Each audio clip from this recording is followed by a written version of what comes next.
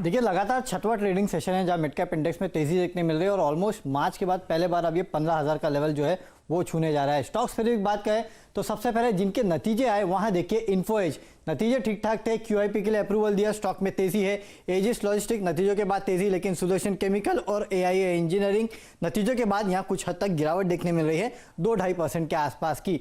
खबरों के चलते देखिए आईसीआईसीआई प्रू, यहाँ गवर्नमेंट ऑफ सिंगापुर ने जो आईसीआईसीआई बैंक ने स्टेक बेचा वो खरीदा है, तो उसके चलते स्टॉक में तेजी है। नैल्को, आज जो सुबह खबर आई कि एल्यूमिनियम फॉइल्स के ऊपर एंटी डंपिंग ड्यूटी की बात चल रही है, उससे नैल्को को ज़्यादा फर्क तो नहीं पड़ता, लेकिन क्योंकि एल्यूमिनियम से रिलेटेड है इसके लिए स्टॉक में भी तेजी है। और वैसे भी आज पीएसयू स्टॉक्स काफ़ी हरकत में है। ग्लेनमार्क फार्मा कल की तेजी के बाद आज मुनाफा वसूली होती हुई करीब 5.6% के आसपास की गिरावट के साथ। इनफैक्ट ग्लेनमार्क फार्मा को छोड़ दे तो बाकी फार्मा काउंटर्स जो उनमें अच्छी खासी तेजी है। अपने स्क्रीन पे आप देख सकते हैं सिंजिन तो 52 वीक हाई पे ट्रेड कर रहा है और स्पार्क आवास का जैकपॉट शेयर भी था।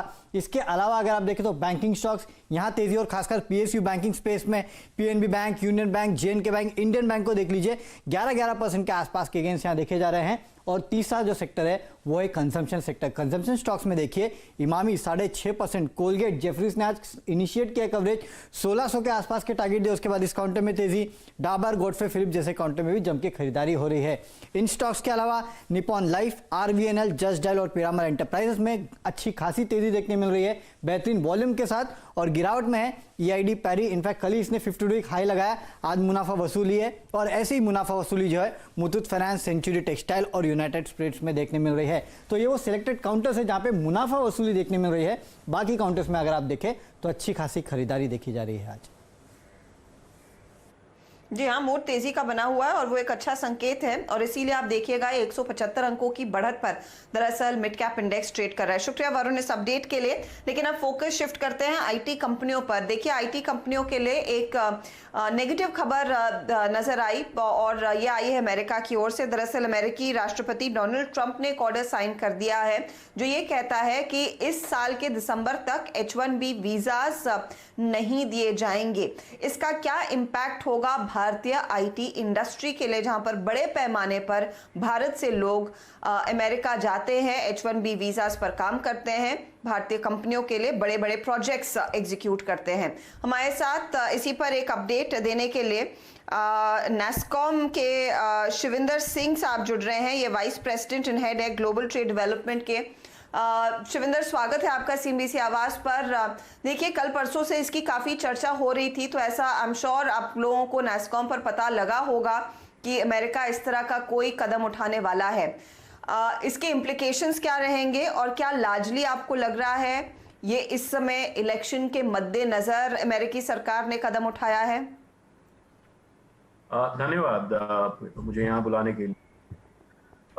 ये जो खबर थी ये अप्रैल में जो पहला प्रोक्लेमेशन आया था उसमें ये निकल के आई थी कि नॉन इमिग्रेंट वीजा पे अगर कुछ रेस्ट्रिक्शंस हैं वो लगेंगी, और वो जो है वो कल जो है 22 तारीख को जो है शाम में अमेरिकन टाइम पे ये नॉन इमिग्रेंट वीजास पे जो H1B L1s होते हैं उन पे रेस्ट्रिक्शंस आए हैं।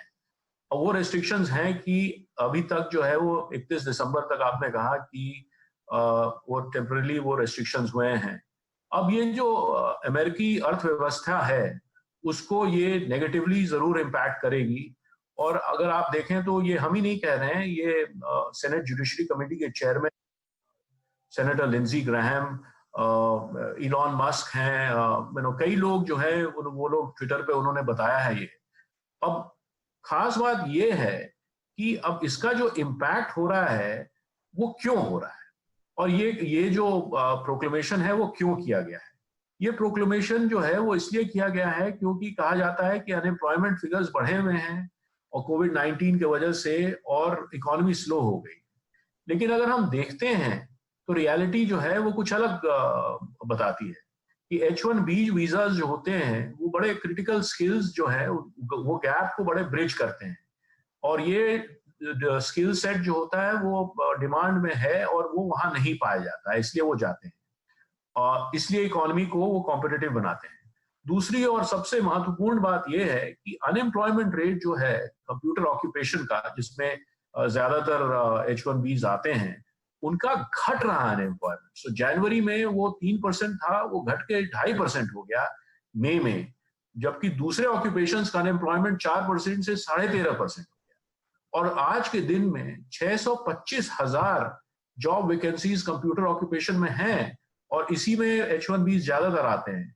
तो अगर ये आप देखते हैं स्टेटिस्टिक, तो इससे ये बड़ा क्लियरली पता चलता है कि भाई अनएम्प्लॉयमेंट जो है वो वजह नहीं है इस केस में, बिकॉज डिमांड जो है वो अभी भी सप्लाई को काफी आउटस्टेप कर रहा है।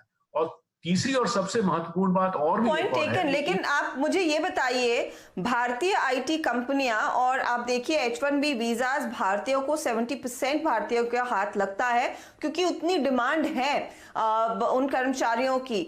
उन पर क्या इम्पैक्ट पड़ेगा अगले 6 महीनों के पर्सपेक्टिव से, क्योंकि दिसंबर तक अब नए वीजाज नहीं दिए जाएंगे। क्या भारतीय आईटी कंपनियां इसे अब्सॉर्ब कर पाएंगी? हमने देखा है नॉर्मली इस कोविड के चलते वैसे भी ज्यादातर लोगों के लिए आगे के प्लान्स स्टैंड स्टिल पर आ गए हैं। इम्पैक्ट क्या होगा इंडियन आईटी इंडस्ट्री पर इसका? तो ये इंडियन आईटी इंडस्ट्री जब आप कहती हैं तो ये सारी दुनिया की आईटी इंडस्ट्री को इम्पैक्ट होता है। तो इंडियन आईटी इंडस्ट्री का मतलब है जो इंडिया में हेडक्वार्टर्ड कंपनी है और जो यूएस कंपनीज हैं, बिकॉज दोनों जो है वो H1B वीजाज लेती है, जो 65,000 कैप H1B वीजाज की हम बात करें तो अब जो है वो भी फिलहाल जो है वो अक्टूबर 1 में ये सीजन था जिसमें कि नया H1Bs जो थे वो शुरू हो रहे थे, जो 65,000 हम जिसकी बात करते हैं, और वो अभी दिसंबर तक जो है वो स्थगित है। अब देखना हमको ये है कि अब इन कंपनीज जो है अभी यहाँ पे जो वीजा होल्डर्स हैं करेंटली, जो वहां से ट्रैवल करके भी आए हैं वो वापस जा सकते हैं। जो वहां पे वीजा होल्डर्स ऑलरेडी हैं H1B वीजा होल्डर्स, जिनका एक्सटेंशन ड्यू है, वो वहां एक्सटेंशन करा सकते हैं। तो अभी फिलहाल जो है वो लिमिटेड जो है वो हमें ये देखना होगा कि जो दिसंबर तक लिमिट क्या है, और वो 65,000 में जितने वीजाज अमेरिकन कंपनीज या इंडियन कंपनीज ले रही हैं उतने लोग अभी जा नहीं पाएंगे। उसके बेसिस पे अब वो बिजनेस मॉडल को कैसे चेंज करेंगे, क्या नई चीजें लाएंगे, क्या ऑफशोरिंग बढ़ेगा, ये सब चीजें जो है ये आज पता चला है। अब इन सब चीजों को मद्देनजर रख करके कंपनियां जो है अपना प्रोग्राम और प्लान बनाएंगी। एक चीज और मैं अब बहुत जरूरी कहना चाहता हूं कि जब ये नंबर्स हमारे घट भी गए हैं, लेकिन जो H1B वीजा होते हैं, जैसे वहां टीम्स बनती हैं, तो लोकल हायर्स होते हैं और H1B होते हैं, मिलकर एक टीम बनती है। अब और H1B नए नहीं जा पाएंगे तो वो टीम्स जो है वो इम्पैक्ट होती हैं। तो अब उन लोगों को जो है लोकल हायरिंग जो इतनी बढ़ रही थी उसमें भी इम्पैक्ट होता है अगर यहाँ से लोग नहीं जा पाएंगे, बिकॉज वो टीम्स पूरी फुलफिल करते हैं। तो ये अभी देखते हैं कि क्या होता है। अब बट अभी जो है वो दिसंबर तक पता है, और जो नए वीजा हैं उनके लिए ये एप्लीकेबल है। अब इसका जो है वो कंपनीज जो है अपना फॉर्मुलेट करेंगी स्ट्रेटजी और आगे का प्लान बताएंगे। कंपनियों को अपने